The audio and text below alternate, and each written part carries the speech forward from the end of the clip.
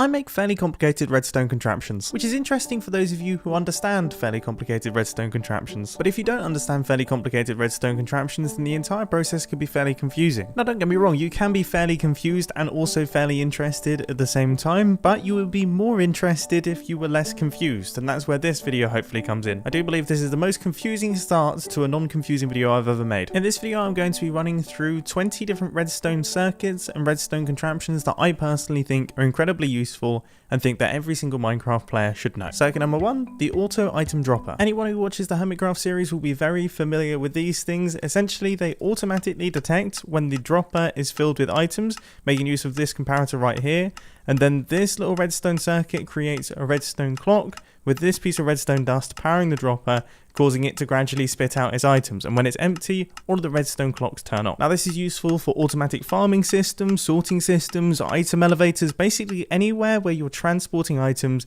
These things come in handy. This design is really cheap, consisting of 3 pieces of redstone dust, a comparator, a repeater, a dropper, and then a handful of building blocks. And of course you don't have to place your items directly into the dropper, you can run items in via hopper lines on any of the sides of the dropper. Next up we've got the redstone lamp button panel. This is a circuit that I like to use inside of my base to activate various areas of my base and have an indicator as to which parts are actually activated. So for example, down here we have item frames that in theory correspond to various different farms. Currently our melon farm is activated. If I hit this button, then that will activate our sugarcane farm and that redstone lamp turns on. If I hit this button, that turns on the bamboo farm. If I hit this button again, you can see that the redstone lamp switches off, suggesting I've turned off the sugarcane farm. Now this is achieved through the use of 1 wide tileable T flip-flops. Now to quickly break that down, 1 wide of course means the actual circuit itself is 1 block wide. Tileable means that you can stack them next to one another. Here I have 3, but you could have as many of these as you want, or just piled up next to one another.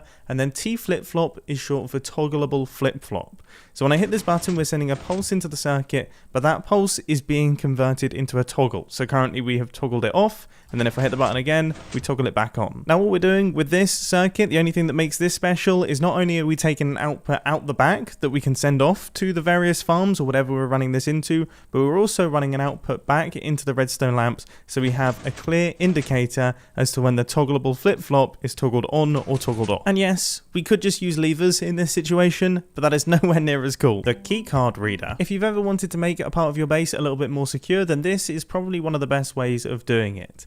Inside this dropper right here, I've got my specific key card. If I put any other item inside of this thing, you can see it doesn't go through. There's absolutely no redstone output. The only way that we can get a redstone output through this circuit is if we put the correct key card in, and that has to be the right item and also the right name for the item. So there are a huge number of possible combinations here, like more than there are stars in the universe. You'd have to be incredibly lucky to guess it correctly, unless they're trying to work out mine, in which case it's incredibly predictable. The way that the whole thing works is out the back we've got ourselves an item filter which only accepts these subscribe to Mumbo items. So if I try and shift click any of these items in, none of them are going into the hopper. The only one that can is that specific item, and this dropper is essentially doing that. So if I place any old item inside here, when I hit this button, that dropper tries to shoot the item into the hopper and it can't because there's no space for it, so nothing happens. The only time that something can happen is when the correct keycard gets sent into the system. Circuit number 4, the hopper minecart loading station. This circuit is useful for transporting large quantities of items, and also I've recently found a use for it in super smelters. So this hopper minecart is going to grab items from inside this chest right here, and the number of items it's going to grab is set by this hopper. So there are 2 stacks of items inside of this hopper, which means that we should end up with around about 2 stacks of items inside of our hopper minecart before it leaves and travels off further down the circuit. So you can see everything's filling up, it fills up incredibly quickly, and then we should get, yep, there we go, and it's been sent off. Now say for example we only wanted our hopper minecart to travel off when it's filled, it's completely filled up, then we can actually remove all of this and just power the side of the comparator, making use of this little circuit. I'm quickly going to just do the roughest explanation of what the comparator is doing here. So we've got a signal strength of 15 running into the side of the comparator, and when we send this hopper minecart across, as it gets fuller, it's increasing the signal strength running out of it. But you can see we're not getting an output because this is a comparator, it's comparing. The only time that we're going to get a redstone output is when the signal coming from our hopper minecart is greater or equal to the signal that's coming into the side of the comparator, hence the name comparator. So just there you saw that our hopper minecart fully filled up. It gave a signal strength of 15. The comparator did its comparison and decided they match up. It's equal, we get an output, and that allows our hopper minecart to travel on. And this original setup with the 2 stacks in the hopper minecart works in exactly the same way. It just doesn't require a signal strength of 15 to move off. It instead requires a signal strength of, say, 5 or 6. Is it just me, or is this more confusing than my regular redstone videos? Next up, we have got the hopper minecart unloader. This is essentially the direct opposite of this redstone circuit, but thankfully it operates a lot more simply. So if we fill items inside of this hopper minecart here and then send it over to this side, it's now over the top of the hopper and items are gradually being removed from it. Now, while there are items inside of this hopper, which is taking the items from this hopper minecart, while there are items inside of here, it's giving a comparator output which is going to deactivate this powered rail. So that means that hopper minecart is going to stay there until eventually we run out of items. Then of course there's no more items running through this hopper, which means there's no comparator output, which means that our powered rail gets powered and our hopper minecart moves on. Here comes an incredibly popular one, the item filter. If you watch the Hermitcraft series, or basically any series that involves at least even the tiniest bit of redstone circuitry, then you definitely will have seen these. And these circuits are exactly the same as the ones that we used inside the keycard system. They've just been made one wide and tileable so that we can stack them next to one another, creating storage systems that look a little bit like this. But in principle, they work in exactly the same way, except instead of firing the items in, making use of droppers, we're going to feed the items in, making use of water streams. But these are the items that we want to sort, these ones in the front slot, and if we shoot some items in that don't match up with that, you'll see they get fired out the end. But if we fire in an item that does match up with that, then you can see that drops down into the hopper and then makes its way down into the chest. Now, a few questions that I can see coming up. The first one being, what does this chest do? And the answer is nothing functionally in terms of the redstone, but it's incredibly important when it comes to aligning the items. You see, the items actually are traveling over the top of glass. They're not traveling over the top of the hoppers. But the reason that they can still get sucked into the hoppers is because this chest isn't quite a full block. So that means if we throw items in, they hit up against the side of that chest, and then they go along the side of the block over the top of both the glass and also the hoppers, meaning they can still make their way in. The next question is probably about these rather strange items inside our item hoppers. Now, these are here for overflow protection. The key to a successful item filter is you only want items going into the first slot of the hopper. As soon as these ones start getting involved, then everything breaks. So the reason that they have such a long name is because we want to reduce the possibility that an item that matches up with the placeholders that we're using here actually flows through the system. For example, if we just had unnamed cobblestone, then that would actually get picked up by the hopper, and there you can see that already things are starting to break. Now, why are they starting to break? Well, it's because this entire item sorter relies on signal strength, and if the signal strength from one of the item filters is too strong because it's filled up with items, then it's going to spread to all the other item filters and it's going to drain them of items, which means that your item sorter has stopped being an item sorter and it's just a big mess. That was a long one. Right, button selector panel. Now I know what you're thinking, haven't we already gone through a button selector panel in this video? And technically yes, we have, but this one is ever so slightly different. You see, this is a single output button selector panel.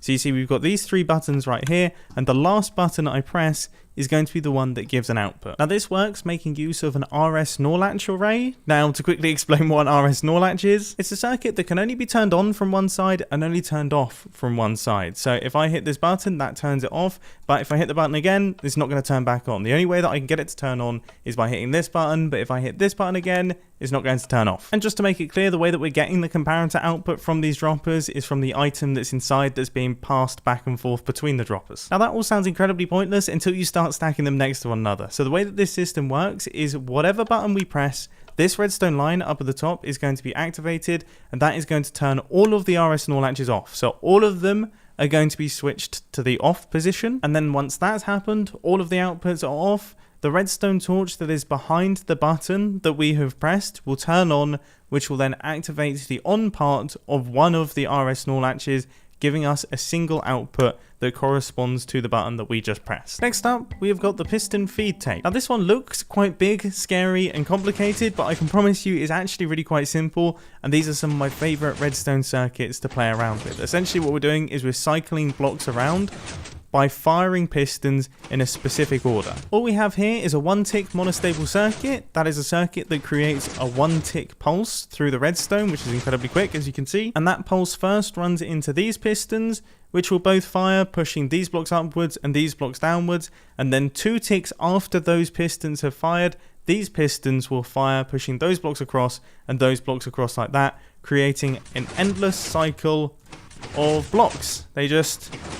They keep cycling round. Next up, we've got the smart piston. This is useful for when you want to transport full blocks. So for example, if you've got a cobblestone generator, then this will come in handy. If you've got a tree farm and you want to push blocks around, definitely is going to be useful. Essentially, it's a system that detects a block and will immediately move it out the way.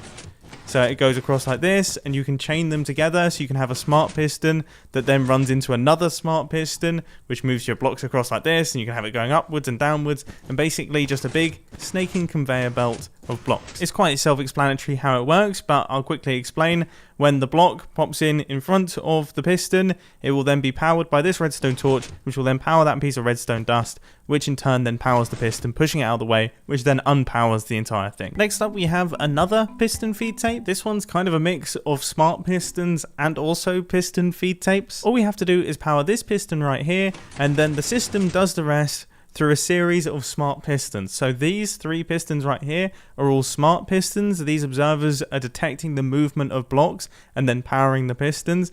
And essentially it creates a smart piston feed tape that we can use nicely. Now you may be wondering why we don't use these all the time. It's simply because first off, you get 1 less block in the same amount of space, and secondly, they're a tiny bit slower, but they're still incredibly useful. Piston feed tapes are a little bit weird in that I can't really name when you're going to find a use for them, but you will eventually find a use for them, even if it's just to look really, really cool. Anyway, water elevator. As I'm sure most of you already know, if you place magma underneath water, then you fall down through it quickly, and if you place soul sand underneath water, then you travel up through it quickly. And what this elevator does is it allows us to create a soul sand bubble elevator when we walk into it, but when we want to drop through it, then the magma is there. Now this is achieved through a block swapper connected up into a pulse extender. So this is the block swapper part of the circuitry, including this block down at the bottom, which looks like it's doing nothing, but this redstone is actually providing an update to this piston so it can realize it's being powered by this target block, because this is some quasi connectivity stuff. I'm not going to explain that in today's video, but I have done a video on it in the past. It's a little bit too complicated to explain in compressed form. And then this right here is the pulse extender. This essentially takes the pulse from our pressure plate and extends it. And as you can see, we're making use of a target block right here to redirect the redstone signal actually into our block swapper. Now, of course, if your water elevator is bigger than mine, which I certainly hope it is because mine is pathetic, then you're going to have to increase the size of your pulse extender by adding more comparators into it to make sure that your soul sand is extended for long enough for you to reach the top. Next up, we have got the grass path switch. This is a form of hidden activation device. So if you want to be able to activate a redstone circuit without having a button or a lever on the side of a block, then this could potentially be a good option. All we have to do is turn this piece of grass into a path, and then as you saw there, our redstone lamp switches on. Now this doesn't just work with converting grass into paths, you can also convert dirt or grass into farmland, and it will have exactly the same effect. Redstone wise, this is really, really simple. Dirt and grass are solid blocks, meaning we can send redstone signals through them. Path blocks and farmland blocks are not solid blocks, they're transparent blocks, meaning that there can't be redstone signals passing through them. So when we convert our dirt block, say, into a farmland block, it briefly becomes a transparent block, which briefly turns off our redstone output, and we can use that to activate other things. Next up, we have got the drop elevator. Now, I would only really recommend using a system like this for transporting items vertically around about this distance. I would say 5 blocks is about the maximum that I personally would use a drop elevator. Anything bigger than that, I would suggest just making use of one of these little things hooked up to the bottom of a water elevator with soul sand at the bottom, and that's going to be a lot easier and look a lot nicer. But regardless of that, drop elevators are still incredibly useful, and this is incredibly good design. So I'm going to run you through all the different elements. First off, you can see that our dropper down at the bottom here is detecting the items, and what this repeater is doing is it's slowing down the run of items into this thing to make sure that it can continue to be reliable and actually send all of the items to the top correctly. And then all we're doing is we're powering these redstone torches and powering the droppers in the correct order to send the items from the bottom all the way up to the top. And one key feature of this design is that it is tickless. It isn't making a bunch of noise, it is completely silent. And of course it can be expanded vertically upwards if you fancy by just adding to the redstone torch tower out the back. Here comes one of my personal favourites, the vertical flying machine. You have to think of these things as being like a bit of a caterpillar, okay? So the bottom section pushes up the top section, then the top section pulls up the bottom section, then the bottom section pushes the top section up again, and so on and so forth, and then the opposite happens on the way down. And that is achieved through the use of slime blocks and observers. Now, the way that we're activating these things is we just have to cause an update to these observers, and the way that we're causing the update is by just powering these droppers. Observers can detect the powering of things, that is considered an update, and that is how we're sending this thing back and forth. And of course, flying machines are useful for pretty much everything. Yeah, they are incredibly handy. The 0-tick smart piston. So you may remember a little while back we had a smart piston. Well, this is a 0-tick smart piston, which is essentially the Ferrari of smart pistons. It's considerably faster, and they're so much fun to use. This is for redstone contraptions where speed is of the essence and you want everything to happen very quickly. You make use of these 0-tick smart pistons. They work in a bit of a strange way. It's exactly the same as the traditional smart piston. So block goes over the top of a redstone torch, powers the redstone line, which powers the piston. But instead of powering the piston directly, firstly, the piston has to be a sticky piston. But secondly, the redstone actually has to run up and be diagonal to the sticky piston, and then we have to have this regular piston right here to cause an update to the sticky piston, and that creates this 0-tick effect. The TNT duplicator. For anyone who watches the Hermitcraft series, you'll be very familiar with these things. I've used them inside of farms. I've attached them to flying machines to dig absolutely gigantic holes. I mean, TNT duplicators are fantastic, and I'll be honest, it's the only redstone circuit in this video that I can't fully explain how it works, as it's to do with the TNT being powered but in a weird state and getting a strange update from this coral fan. It's all a bit weird, but it would feel so wrong not including it in this video of useful redstone contraptions because it's arguably one of the most useful. So I'll put a link to these things down in the description. The horizontal flying machine. These things work in exactly the same fashion as the vertical flying machines. They're just constructed in a slightly different way. As you can see though, the setup is very similar. The observers power the pistons and it's all held together via slime blocks. The front section pulls the back section, which then pushes the front section again. And the great thing about these horizontal flying machines is that you can attach things to the side of them and you can kind of turn them into big sweepers. Incredibly useful for various different types of farms. And of course, if you want to attach TNT duplicators to them, you can also create carpet bombers. You may not know this, but I'm a massive fan of flying machines. I'm also a massive fan of piston feed tapes. And this is one of the most useful types. So this takes the piston feed tape and it squashes everything down and it makes use of a sticky piston so that it can kind of be one-sided. You see all of the redstone is all happening on one side. Now if we didn't have this sticky piston, instead we would have a piston facing in this direction and then we'd have circuitry over here, but this sticky piston is there to grab this block and pull it back across, and that gives us an incredibly compact and small circuit. But it works in a very similar fashion to the first piston feed tape that I showed you, in that we have a monostable circuit down here which is sending a 1-tick pulse into the system. Both of these are getting 1-ticked, so this pushes this way, this pulls that way, and then 2 ticks later, this piston and this piston pushes the blocks across. So that gives us our cycling motion. The automatic minecart station. This is incredibly useful if you play on a Minecraft server that relies a lot on minecart travel. So when you walk up to this thing and stand on the pressure plate, your minecart will be dispensed for you, so you don't have to worry about bringing one with you. Then as soon as you get in the minecart, you will travel off. You don't have to do anything. And then when you arrive back at the minecart station, your minecart will automatically be broken and be dropped into the system so that it stays fully loaded. That dispenser stays full, so then if we want another minecart, we want to travel off again, then we just hop inside, and yeah, you get the picture. The way that this system works is, first off, breaking the minecart really easy. We just run it straight into a cactus and then it gets picked up by these hoppers, which then run it straight into this dispenser. That's about as easy as it gets, no redstone there. But then redstone wise, when we stand on top of this pressure plate, you can see it powers this dispenser but then unpowers the minecart rail. It unpowers the powered minecart rail, which holds the minecart in place. But then when we get into the minecart, obviously we stand off the pressure plate. We're then off the pressure plate, and that redstone torch then turns back on, powering our minecart rail, allowing us to move off. It is incredibly simple, but incredibly effective. And last but definitely not least, we have got the TNT cannon. I couldn't possibly do a video about useful redstone contraptions without mentioning this thing. It may not be the most useful of all the redstone contraptions, but is arguably the most fun. I could do this all day. So the first thing that happens when we hit the button is these 3 dispensers dispense TNT into the water. And these are the launcher pieces of TNT. They're the ones that are going to be firing our piece of TNT off into the distance. So they get dispensed first.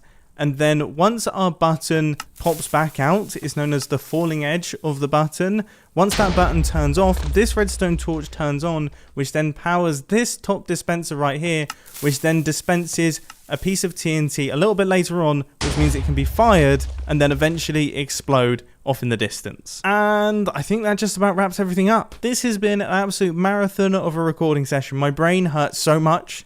I would so rather build a really complicated redstone contraption than have to explain more simple redstone concepts in a way that everyone hopefully understands. That's so much harder. It's so much more difficult trying to explain every single tiny detail. So I hope it was worthwhile. I hope you've come out of this video. Learning something new. If you have, please do let me know down in the comment section. I really do hope you enjoyed, and I'll catch you in the next redstone video. See ya. I've been meaning to make a video like this for a long time. It's been actually quite a while since I've explained some more basic redstone concepts, and I'm starting to see it creeping in more in the comment section that people are starting to understand less and less of what's going on. So hopefully this bumps it up again and people will begin to understand again. Then in like 3 or 4 years, I'll have to do another video like this explaining everything that I always talk about.